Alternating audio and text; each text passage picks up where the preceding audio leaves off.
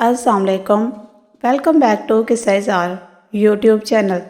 किस्सा ज़ार में दोबारा खुश आमदीद। मैं हूँ आपकी मेज़बान अतरुबा सिमाब। मैं आज आपके लिए लाई हूँ दर इश्क गुमशुदा एपिसोड नंबर 2। एपिसोड को शुरू करने से पहले हमारे चैनल को सब्सक्राइब, वीडियो को लाइक और बेल आइकन बटन दबाना मत भूलना ताकि आपको हमारी मज़ेदार कहानियाँ नॉन स्टॉप मिलती रहें। चले अब चलते हैं नावल की तरफ। असलान आर्यन के साथ वापस आने की क्या ज़रूरत थी? असलान वो मेरा दोस्त है, आइंदा उससे दूर रहना। असलान थोड़ा सख्त लहजे में कहता उसको बेड पर धक्का देता है। तुम बहुत बूढ़े हो, जाओ यहाँ से, मुझे कोई बात नहीं करनी। वो रोते हुए चीखती है, जा रहा हूँ, रोना मत। असलान उसके आंसू देखकर थोड़ा नरम पड़ता है। वो भीगी पलकें उठाकर उसे गुस्से से घूरती है। अच्छा बाबा, सॉरी, जा रहा हूँ। एक हफ्ता गुजर गया, किसी को पता नहीं चला। आज सालार की मेहंदी थी, सब तैयारियों में मसरूफ थे। इस वक्त सब मलक मेंशन मौजूद थे और उन्हें मेहंदी लेकर अरूस यानी सालार की दुल्हन के घर जाना था। उन्होंने घर के लॉन में ही मेहंदी के फंक्शन का इंतज़ाम किया था। फारिस घर के अंदर दाखिल होता है तो मलाइका पर नजर पड़ती है, जो इस वक्त पीले और गुलाबी रंग के इम्तियाज़ की फ्रॉक पहने, खुले बालों में लूज कर्ल डाले, हल्के से मेकअप में वो कोई अप्सरा लग रही थी।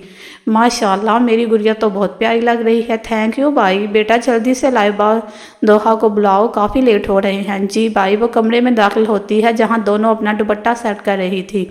दोनों ने पीले रंग के लहंगे पहने हुए थे। खुले बालों में लूज कर्ल और मेकअप में वो दोनों गजब डाल रही थी। जल्दी आओ भाई कह रहे हैं, वो अपने ध्यान में कहती अंदर आती है और उन्हें देखकर रुक जाती है। बहुत प्यारी लग रही हो दोनों आज। असलान और दाएं बाएं की तो तुम दोनों से नजरें नहीं हटनी। इस बात पर कमरे में तीनों का कहका गूंजता है। थोड़ी देर बाद सब लोग मेहंदी लेकर पहुंच जाते हैं, जहां उनका बहुत पुरजोश इस्तकबाल होता है।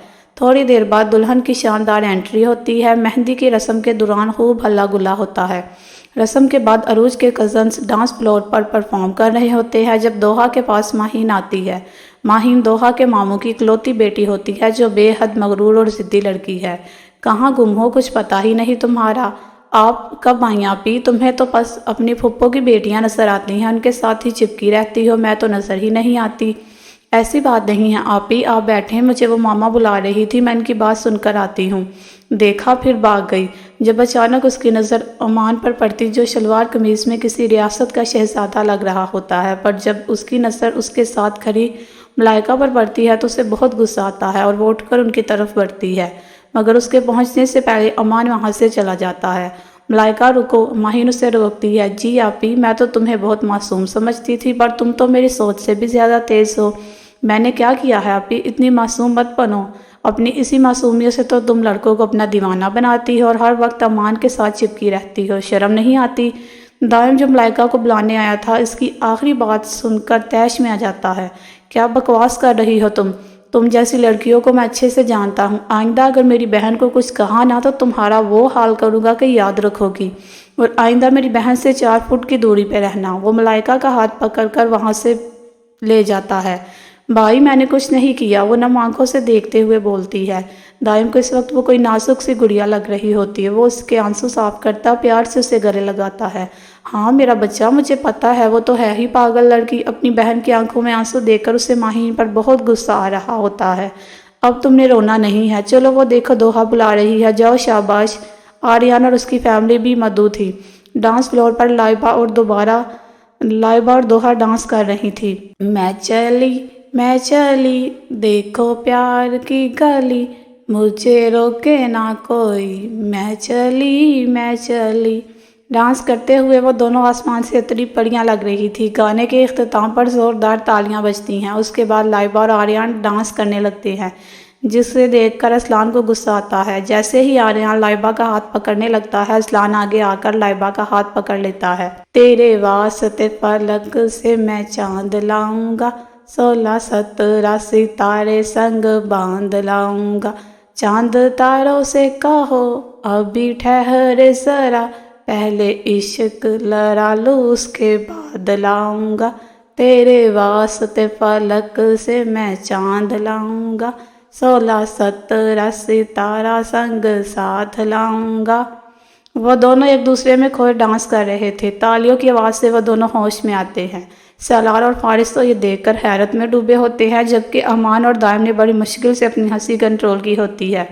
मलाइका कहाँ है? अमान पूछता है। वो तो सालार और मामू के साथ चली गई है, माहीन बताती है।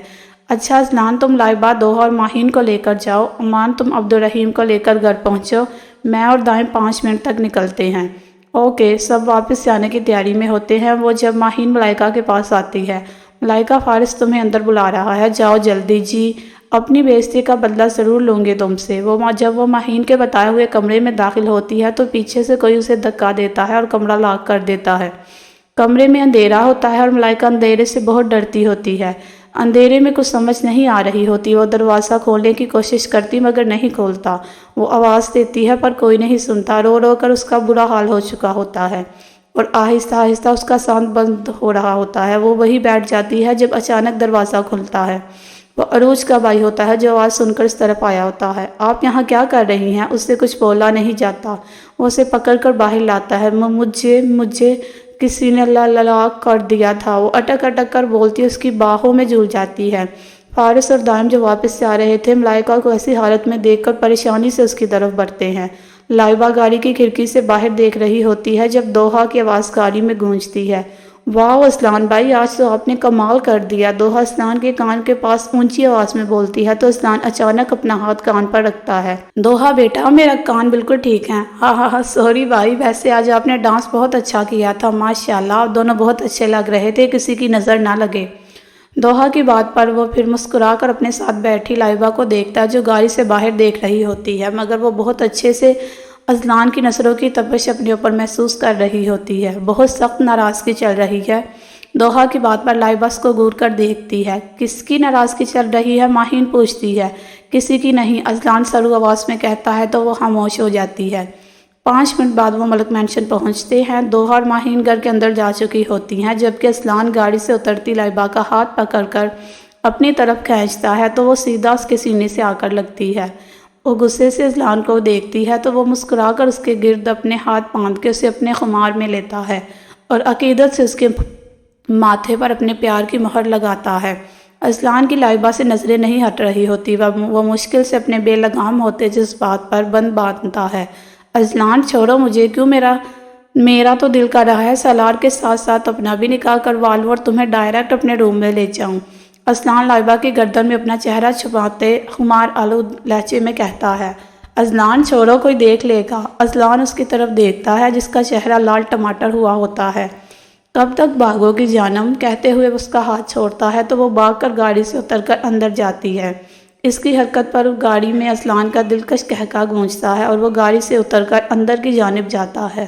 فارس اور دائم بھاگتے ہوئے ملائکہ کے پاس جاتے ہیں جو زین کی باہوں میں ہوتی ہے۔ دائم ملائکہ کے بے ہوش وجود کو اپنے باہوں میں لے کر سینے سے لگاتا ہے۔ گڑیا اٹھو، دائم پیار سے اس کے گال تھپتھپاتا ہے۔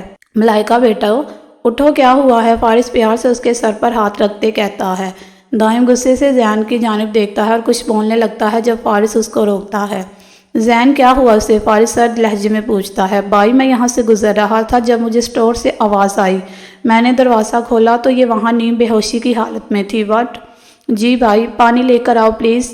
زین پانی لے کر آتا ہے۔ فارس ملائکہ کے منہ پر پانی کی ہلکی ہلکی چھینٹیں مارتا ہے تو وہ ہوش میں آتی ہے۔ بھائی، اس کی ہلکی سی آواز سن کر ان کے جان میں جان آتی ہے۔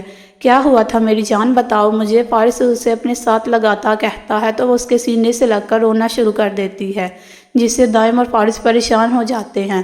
گڑیا میری جان، کیوں رو رہی ہو؟ کیا ہوا تھا بتاؤ مجھے، میں اسے زندہ نہیں چھوڑوں گا۔ دائم پیار سے کہتا اس کے سر پہ ہاتھ پھیرتا آخر میں سخت لہجے میں کہتا ہے۔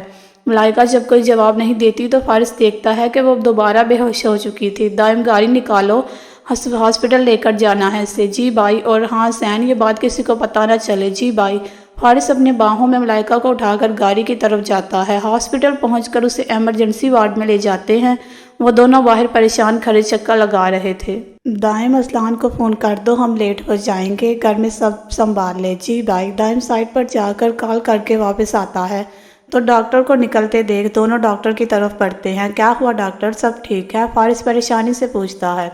سٹریس لینے اور خوف کی وجہ سے بے ہوش ہوئی تھی۔ آپ ایسی کوئی بات نہ کریں جس سے وہ سٹریس لے، اور جن چیزوں سے وہ ڈرتی ہے ان سے دور رکھے۔ زیادہ سٹریس لینے کی وجہ سے نروس بریک ڈاؤن ہو سکتا ہے جن سے ان کی جان بھی جا سکتی ہے۔ آپ میرے کیبن میں آئیں، آپ کو میڈیسن کا بتا دیتا ہوں۔ جی، کون کر سکتا ہے یہ؟ فارس کہتا ہے۔ ماہین۔ دائم کو پورا یقین ہوتا ہے کہ یہ حرکت ماہین کی ہے۔ واٹ؟ تم اتنے یقین سے کیسے کہہ سکتے ہو؟ اس کے بعد دائم نے مہندی والا سارا واقعہ فارس کو سنایا۔ فارس اور دائم کو ماہین پر اتنا غصہ آیا تھا کہ اگر وہ ان کے سامنے ہوتی تو وہ اسے جان سے مار دیتے۔ اس کی وجہ سے ان کی بہن کی یہ حالت ہوتی تھی۔ وہ دونوں کمرے میں داخل ہوتے ہیں تو نظر سامنے لیٹی ملائکہ پر پڑتی ہے جو چھت کو گور رہی ہوتی ہے۔ فارس اس کے بعد جا کر پیار سے اس کے سر پہ ہاتھ رکھتا ہے۔ گڑیا میری جان، کیسی طبیعت ہے اب؟ بہتر ہے بھائی، وہ مسکرا کر جواب دیتی ہے تو ان دونوں کی جان میں جان آتی ہے۔ بھائی کی جان ڈرا دیا تھا تم نے، دائم اس کے گال کو پیار سے کھینچتے ہوئے کہتا ہے۔ بھائی مجھے گھر جانا ہے، چلتے ہیں بس یہ ٹرپ ختم ہو جائے، فارس کہتا ہے۔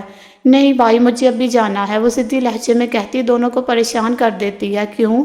دائم پوچھتا ہے۔ یہاں پر دوائیوں کی اتنی گندی اسمیل آ رہی ہے، وہ اپنے منہ کے عجیب و غریب ڈیزائن بنا کر کہتی ہے تو ان دونوں کا کمرے میں کہکا گونجتا ہے جس پر وہ ان دونوں کو گھورتی ہے۔ اچھا بابا سوری، ہم ابھی چلتے ہیں، فارس کے کہنے پر وہ ہلکا سا مسکراتی ہے۔ لائبہ کپڑے بدل کر باتھ روم سے باہر نکلتی ہے تو سامنے کھڑے اسلان پر نظر پڑتی ہے جو ہنستے ہوئے اسے دیکھ رہا ہوتا ہے۔ کیا مسئلہ ہے اسلان، کیوں میرے روم میں آئے ہو؟ لائبہ اسے دیکھ کر واپس جانے لگی ہوتی ہے تو اسلان اس کا ارادہ بانپ کر ایک ہی جوست میں اس تک پہنچ کر بازو سے پکڑ کر اپنی طرف کھینچتا ہے۔ کیا ہے اسلان، چھوڑو مجھے۔ سوری جانم، معاف کر دو، تمہیں اس کے ساتھ دیکھ کر غصہ آ گیا تھا اور تم مجھے بتا کے بھی نہیں گئی تھی۔ آپ اسلام آباد مجھے بتا کر گئے تھے؟ اس کے انداز پر اسلان بمشکل اپنی ہنسی کا گلا گھونٹتا ہے۔ او تو اس بات پہ ناراض ہو؟ اچھا سوری جانم، پلیز معاف کر دو، ضروری کام تھا۔